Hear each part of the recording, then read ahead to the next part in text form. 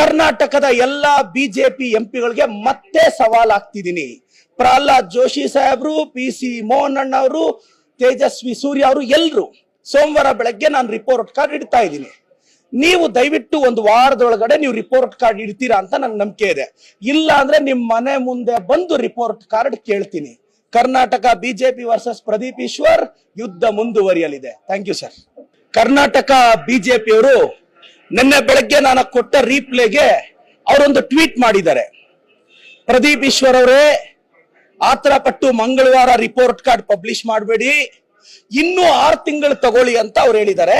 So Karnataka BJP ಅವರು ಇನ್ನೂ 6 ತಿಂಗಳು ಟೈಮ್ ತಗೊಳ್ಳಿ ಅಂತ ಹೇಳಿರೋ ಕಾರಣ ನಾನು ಮಂಗಳವಾರ ಪಬ್ಲಿಷ್ ಮಾಡಬೇಕಾಗಿರೋ ರಿಪೋರ್ಟ್ ಕಾರ್ಡ್ನ ಒಂದು ದಿನ ಮುಂಚೆ ಸೋಮವಾರನೇ ಪಬ್ಲಿಷ್ ಮಾಡ್ತಾ ಇದ್ದೀನಿ. ರಾಜ್ಯದ ಜನತೆ ಮುಂದೆ ಇಡ್ತಾ ಇದ್ದೀನಿ.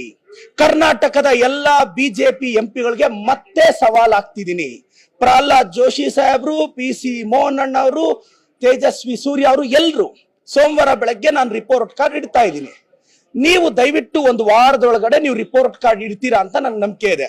ಇಲ್ಲ ಅಂದ್ರೆ ನಿಮ್ಮ ಮನೆ ಮುಂದೆ ಬಂದು ರಿಪೋರ್ಟ್ ಕಾರ್ಡ್ ಕೇಳ್ತೀನಿ. ಕರ್ನಾಟಕ ಬಿಜೆಪಿ ವರ್ಸಸ್ ಪ್ರದೀಪ್ ಈಶ್ವರ್ ಯುದ್ಧ ಮುಂದುವರಿಯಲಿದೆ.